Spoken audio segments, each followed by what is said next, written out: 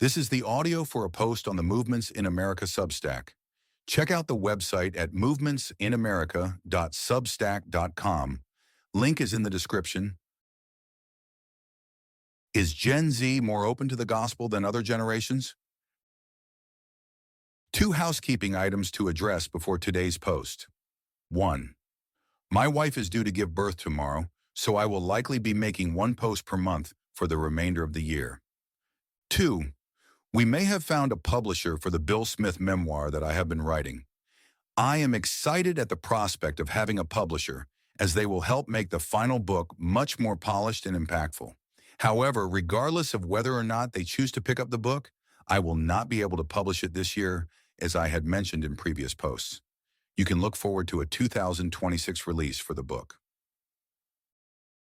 In 2016, when I was only a few years out of college, I was training a Sunday school class of adults around my parents' age.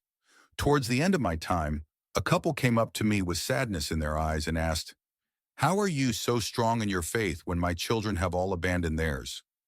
All the children of this entire class have turned their backs on God. I was taken aback and didn't really know how to respond. Throughout my 20s, I continued to get the same question from many concerned Christian parents. But I've noticed a shift recently. I have received less of these pessimistic questions and have sensed a lot more optimism about what God is doing in young Americans these days. Sure, us millennials are still secular heathens, but I've sensed a lot more hope towards Gen Z. If Gen Z were more spiritually open than my generation, this would reverse a trend of increasing secularization that has characterized American youth ever since the waning days of the Jesus movement in the 1970s. This change in perspective about Gen Z has provoked many hours of thought and research for me.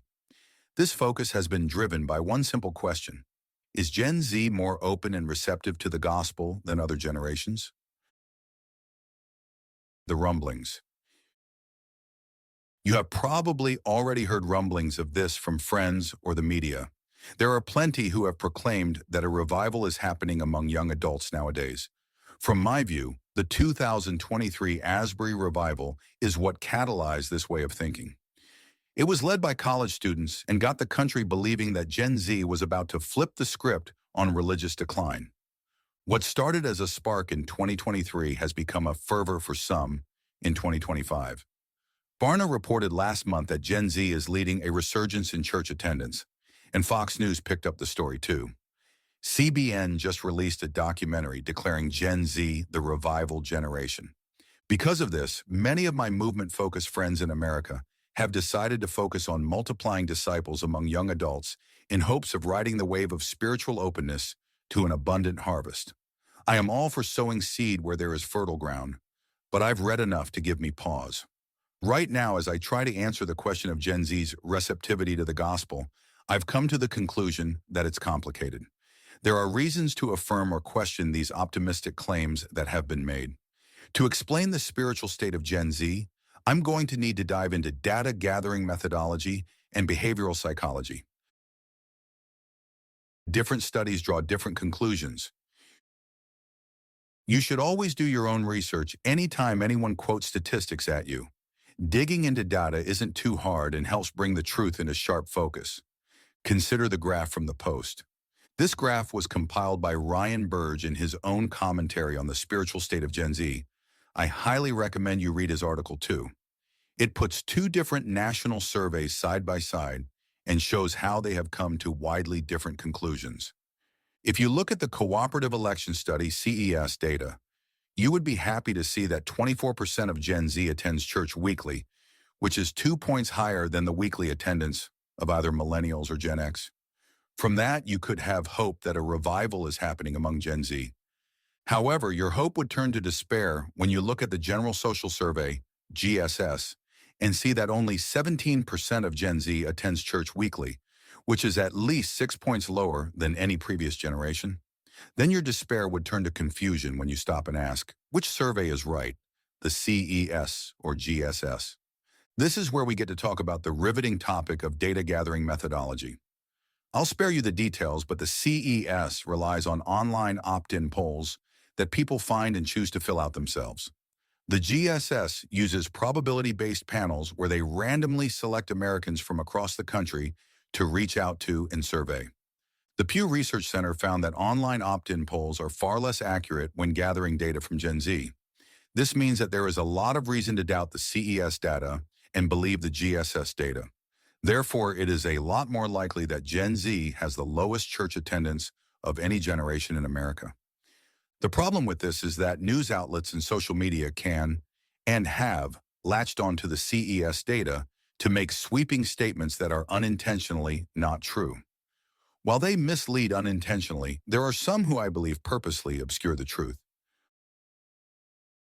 The Barna headline is misleading. Call me a cynic, but it seems like Barna has shifted over the years to be more and more focused on selling books than presenting data fairly. It's like they try to take their data and tell you what you want to hear. Take the headline I mentioned above. Young adults lead a resurgence in church attendance. If you read this article, you could easily believe that more and more Gen Z and millennial Americans are going to church, and I believe that's what Barna wants you to think. But that's not what they are actually saying. Here is a better title for the article. Among Americans who already attend church, younger generations are a little more consistent than older. Here's another way to illustrate the Barna data.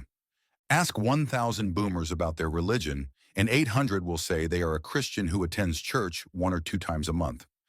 Ask 1,000 Gen Zers about their religion, and 460 will say they are a Christian who attends church about 2 times a month. So there are actually a lot more boomers in church, even if Gen Z churchgoers are a little bit more consistent.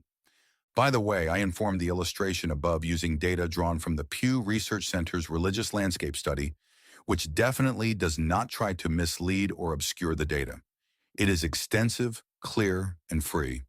You should check out their work. Low church attendance doesn't mean they're closed to the gospel. Many people point to church attendance as an indicator of Gen Z's increasing passion for religion, but I don't actually think young adults are in church more than their elders. Even still, my original question was not, is Gen Z more religious, but is Gen Z more open to the gospel? Anyone could be open to the gospel and still not attend church regularly. In fact, Pew has some surprising data on young adults that may indicate receptivity to Jesus.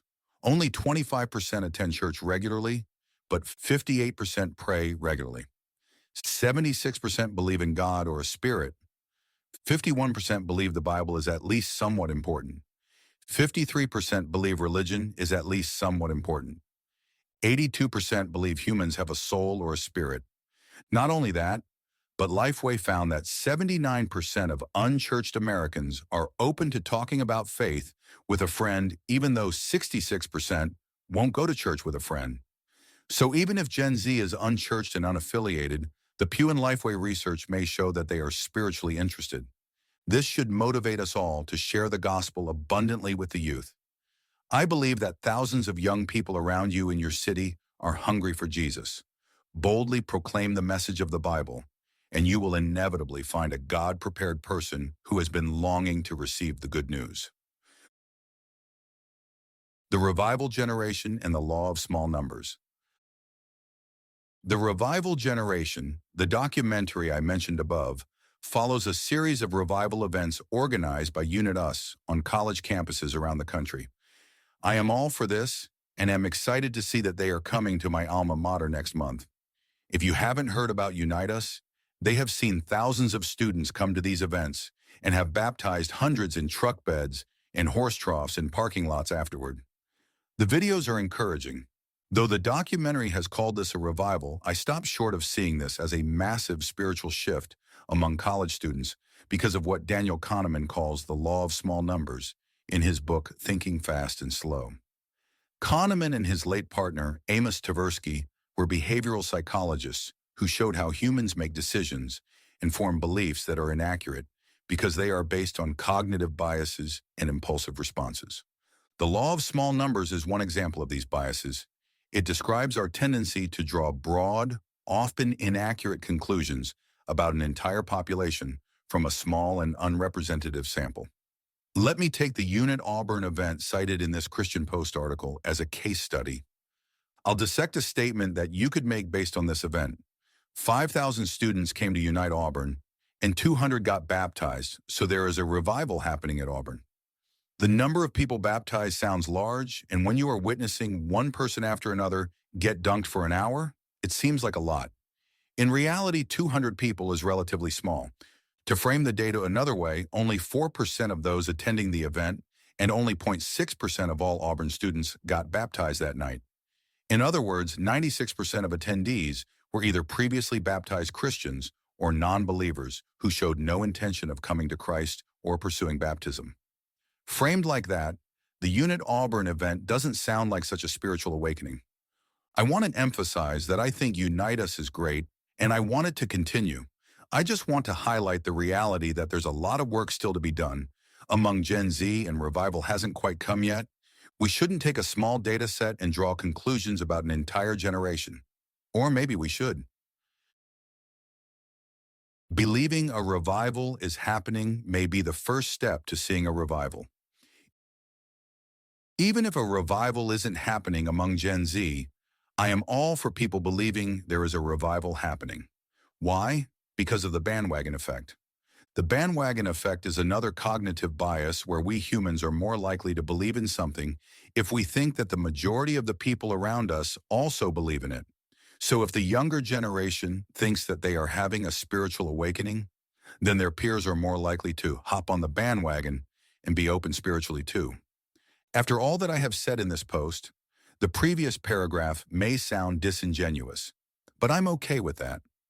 I don't think anyone is being malicious or intentionally trying to manipulate a whole generation into becoming Christian.